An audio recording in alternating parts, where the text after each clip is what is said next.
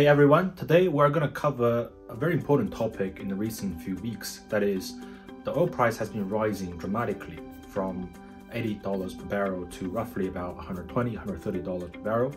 And it's mostly due to the ongoing conflicts in the Ukraine regions due to Russian invasion.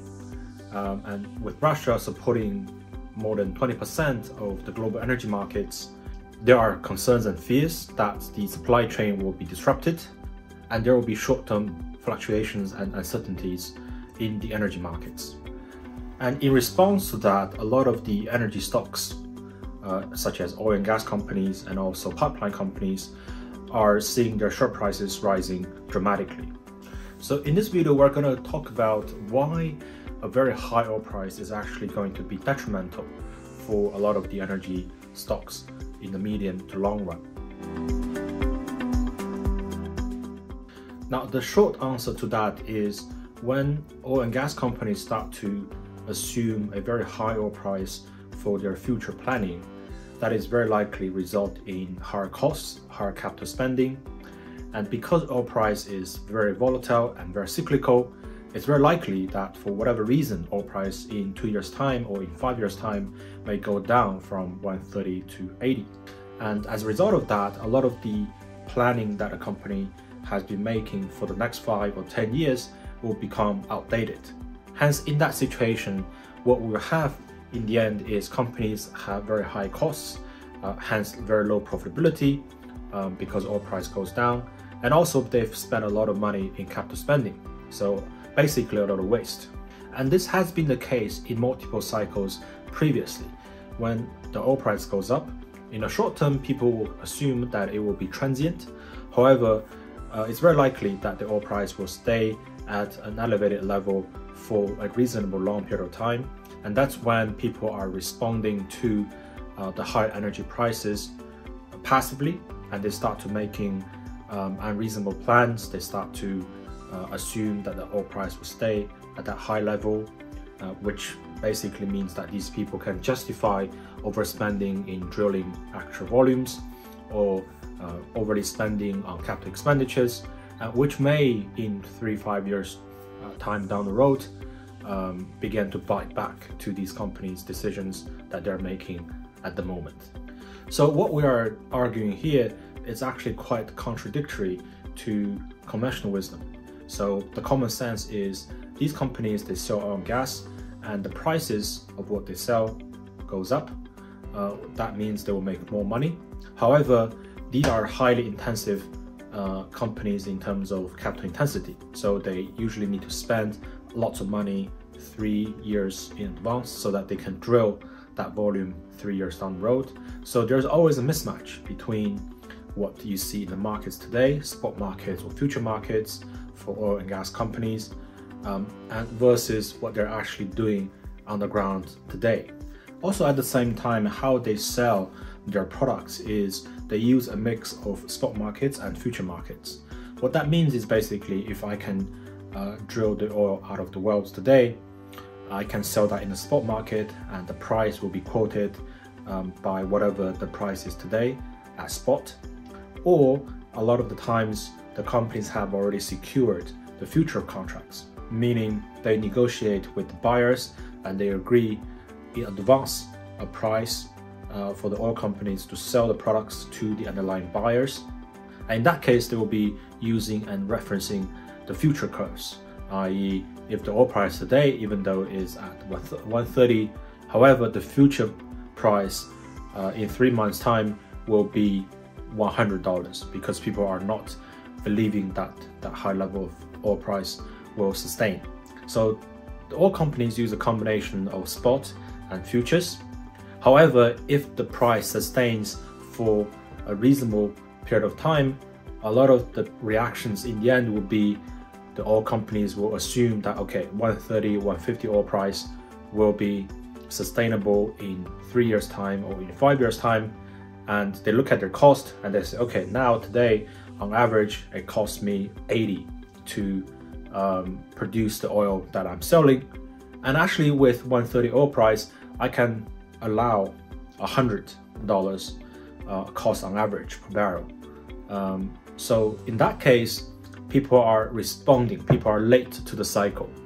And it's very rare that you can see a lot of these companies, BP, ExxonMobil, Shell, to name the 3 largest companies in the world in energy markets. It's very rare that you see they are pre-cyclical, meaning the management teams at these companies, they don't really think with a long-term mindset. And the very key reason for that is a lot of these business managers, they need to be responsible for whatever the company performance is, not really in 10 years time, but actually in the next quarter, in the next year. And the longest you can stretch that to is 3 years. So in the end, a lot of these business managers, they just don't think as a shareholder. They are responsible, or they claim that they're responsible for the shareholders. But if they're truly responsible, they will really think with a long-term hat on. But in reality, that is not the case. So to sum up, what we're trying to share across here is when you see a very high oil price, first, you should not assume that is sustainable. And in reality, people cannot really predict oil price, because oil price itself is an output of so many different factors, not only from the cost base. Different countries, they have different cost base of producing oil.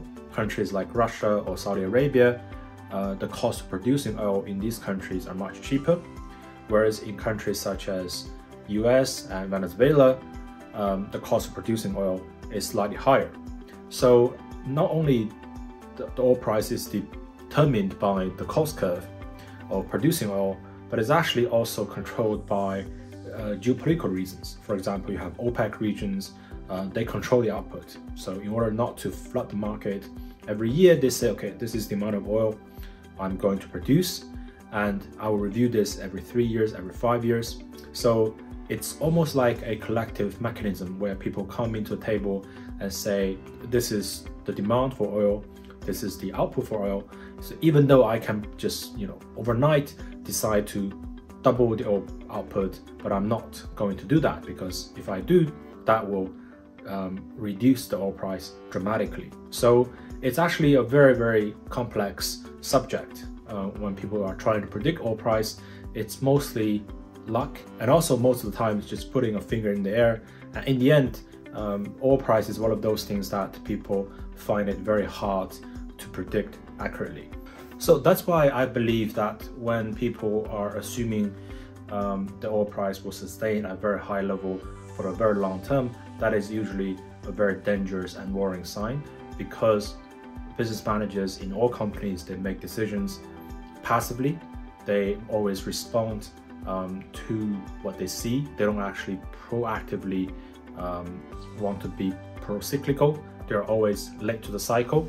So with oil price, if people are starting to assume, okay, oil price will stay at 130, 150 or even higher, that is usually the start of a series of troubles down the road. That is overspending, unnecessary spending, unreasonable assumptions or planning. So, and who knows what will happen to oil price in 3 years time.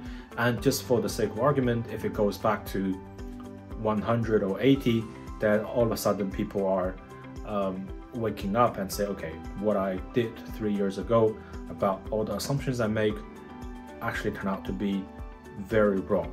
And that is usually the case in the past cycles. When people are seeing a very high oil price shooting up in the very short term, they are usually deciding to become bullish just for the sake of becoming bullish, because when they table the proposals to the board, a lot of these business managers will say, okay, look, with this assumption of high oil price, we can grow volume, we can increase our profits. But actually, a lot of times, they are making unreasonable and irresponsible decisions. So that's why, contrary to conventional wisdom or traditional thinking, I actually think higher oil price is actually a terrible thing that can ever happen to an oil and gas company. The best thing that can ever happen is just a pretty stable or range bounds oil price. So people are not making unreasonably optimistic or pessimistic decisions. They're just taking a range of oil price and make responsible business decisions accordingly. So what do you think will happen to oil price, and what will happen to all these companies in the energy sectors? Let us know in the comments.